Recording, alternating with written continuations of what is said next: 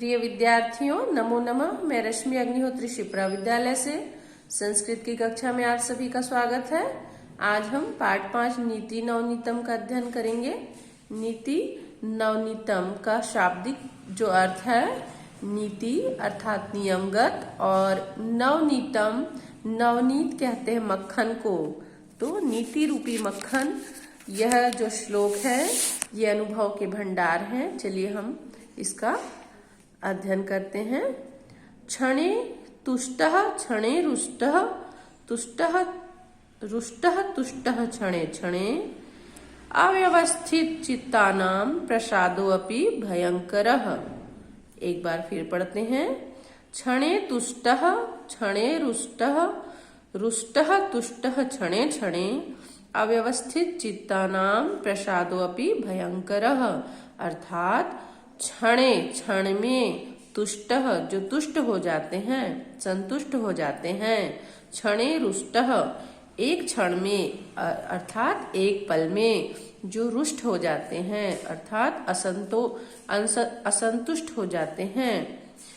रुष्टः तुष्टः क्षणे क्षणे, जो क्षणे क्षणे, क्षण अर्थात पल, एक पल में जो रुष्ट हो जाते हैं और तुष्ट हो जाते हैं, अर्थात पल लगता है जिनको संतुष्ट होने में और एक पल लगता है जिनको असंतुष्ट होने में। ऐसे अव्यवस्थित चित्तानाम, ऐसे अव्यवस्थित चित्त वाले, प्रसादो अपि भयंकरः, प्रसाद धन अपि, प्रसादो अपि, यहाँ पर प्रसादो का अर्थ है प्रसन्नता। तो ऐसे जो अव्यवस्थित चित्त वाले हैं उनकी प्रसन्नता भी भयंकर होती है। भयंकर अर्थात कष्टप्रद। तो ऐसे अव्यवस्थित चित्त वाले लोगों की प्रसन्नता भी भयंकर होती है। फिर से एक बार देखते हैं। क्षणे तुष्टः क्षणे रुष्टः, एक क्षण अर्थात पल, पल में जो संतुष्ट हो जाते हैं और पल में जो असंतुष्ट हो जाते हैं, पल पल में जो ऐसे बदलते रहते हैं, संतुष्ट और असंतुष्ट होते रहते हैं, ऐसे अव्यवस्थित चित्त वालों की प्रसादो अपि, प्रसाद अर्थात प्रसन्नता, प्रसन्नता भी भयंकर होती है। दूसरा देखेंगे। संपूर्ण कुंभो न करोति शब्द मर्धो घटो मोष मुपैति नूनम, विद्याम कुलीनो न करोति गर्व जलम पन्नति मूढ़ास्तु गुणैर विहीनः। अर्थात संपूर्ण कुंभो न करोति, संपूर्ण कुंभ, जो कुंभ का अर्थ यहाँ पर है घड़ा, जो पूरा भरा हुआ घड़ा होता है, वह शब्द नहीं करता, छलकता नहीं, उसकी आवाज नहीं आती। यहाँ पर घोष, घोष का अर्थ होता है आवाज। तो जो भरा हुआ घड़ा होता है वो कोई शब्द नहीं करता है। घटो घोष मुपैति नूनम, नूनम जो घड़ा, नूनम अर्थात आधा भरा हुआ होता है, ऐसा जो घड़ा होता है वो घोष मुपैति आवाज करता है। आधे जैसे कहा जाता है ना कि अधजल गगरी छलकत जाए, जिसका ज्ञान आधा होता है वो बड़ी बड़ी बातें करता है, और जो ज्ञानी होते हैं वो शांत होते हैं, है ना। तो उसी तरह से ये आपका श्लोक भी बतलाता है कि जो आधा भरा हुआ, जो संपूर्ण भरा हुआ घड़ा होता है वह आवाज नहीं करता, लेकिन जो आधा भरा हुआ घड़ा होता है वो आवाज करता है। उसी प्रकार विद्वान कुलीनो न करोति गर्वम, जो विद्वान होते हैं और उच्च कुल में, कुलीन अर्थात उच्च कुल में जन्मे होते हैं, ऐसे लोग गर्व नहीं करते, अभिमान नहीं करते, है ना, अपनी विद्वता का अभिमान नहीं करते। किंतु मूढ़ास्तु गुण विहीना, गुण से विहीन, जिनमें कोई गुण नहीं होता है, ऐसे गुण विहीन और मूर्ख लोग गर्व करते हैं। ठीक है, फिर एक बार देखते हैं। संपूर्ण कुंभो न करोति शब्द मर्धो घटो घोष मुपैति नूनम, विद्वान कुलीनो न करोति गर्व जलपंतिम मूढ़ास्तु गुणै विहीनः। अर्थात भरा हुआ संपूर्ण जो भरा हुआ घट है वो कोई शब्द नहीं करता, घड़ा कोई शब्द नहीं करता।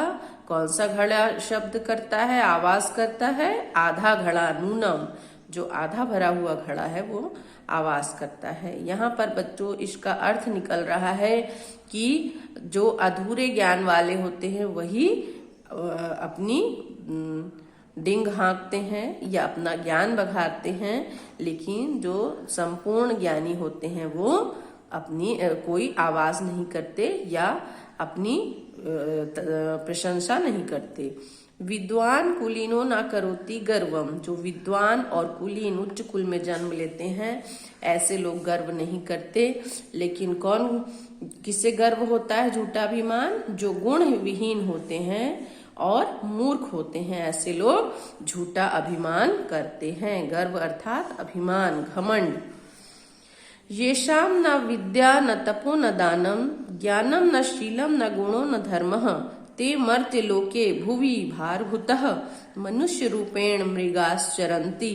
अर्थात येषाम न विद्या न तपो न दानम, जिनमें कोई विद्या नहीं होती, जो विद्या से हीन होते हैं, अर्थात जिनमें कोई ज्ञान नहीं होता, न तपो न दानम, जो न तप करते हैं न दान करते हैं, ज्ञानम न शीलम न गुणो न धर्मम, जिनमें न कोई ज्ञान होता है न शील होता है न गुण होता है, ते मर्त्य लोके, ऐसे मर्त्य लोके अर्थात मृत्यु लोक में, इस संसार में, इस भौतिक संसार में, भुवि, भुवि अर्थात संसार में, भारभूतः, भार के समान है, ऐसे लोग भार स्वरूप हैं इस संसार में। मनुष्य रूपेण मृगाश्चरन्ति, और मनुष्य के रूप में मृगाश्चरन्ति अर्थात मृग के समान चरते हैं, अर्थात भटकते हैं। जैसे मृग भटकता रहता है अज्ञानतावश, है ना, उसको पता है कि उसके नाभि में कस्तूरी है, लेकिन वो उसकी सुगंध को इधर उधर ढूंढता हुआ भटकता रहता है ज्ञानतावश। तो ऐसे ही मनुष्य भी मृग चरंती अर्थात मृग के समान, हिरण के समान इस संसार में भटकते रहते हैं, ऐसे मनुष्य अज्ञानतावश। उद्मेन ही सिद्ध्यन्ति कार्याणि न मनोरथः, उद्मेन ही सिद्ध्यन्ति कार्याणि न मनोरथः न हि सुप्तस्य सिंहस्य प्रवेशन्ति मुखे मृगः। अर्थात उद्मेन ही सिद्ध्यन्ति, उद्मेन अर्थात उधम, जिसका अर्थ होता है मेहनत, परिश्रम, ही सिद्ध्यन्ति सिद्ध करती है, मेहनत परिश्रम ही सिद्ध करती है। क्या? कार्याणि न मनोरथे, कार्य को हमारे परिश्रम के द्वारा ही हम सिद्ध कर सकते हैं या प्राप्त कर सकते हैं सिद्धि, मनोरथ से ही नहीं। केवल हम मनोरथ अर्थात इच्छा, केवल इच्छा से ही हम अपने उस कार्य में सफलता प्राप्त नहीं कर सकते, उसके लिए हमें मेहनत या परिश्रम करना होता है। न ही सुप्तस्य सिंहस्य, सुप्तस्य सोया हुआ सिंह, जो सोया हुआ सिंह होता है, शेर होता है सोया हुआ, उसके मुख में मृगः हिरण प्रवेशन्ति अपने आप ही प्रवेश नहीं करता, अर्थात उसे सिंह को शिकार करना पड़ता है, परिश्रम करना पड़ता है, अपने आप ही कोई हिरण उसके मुख में प्रवेश नहीं करता। तो यहाँ पर बच्चों परिश्रम का महत्व बताया गया है कि परिश्रम के द्वारा ही हम सिद्धि प्राप्त कर सकते हैं, अपने कार्यों को सफल कर सकते हैं। केवल मनोरथ अर्थात इच्छा से ही कोई कार्य संपूर्ण नहीं होता या हमें सफलता प्राप्त नहीं होती है। आगे हम अगले वीडियो में बताएंगे। धन्यवाद।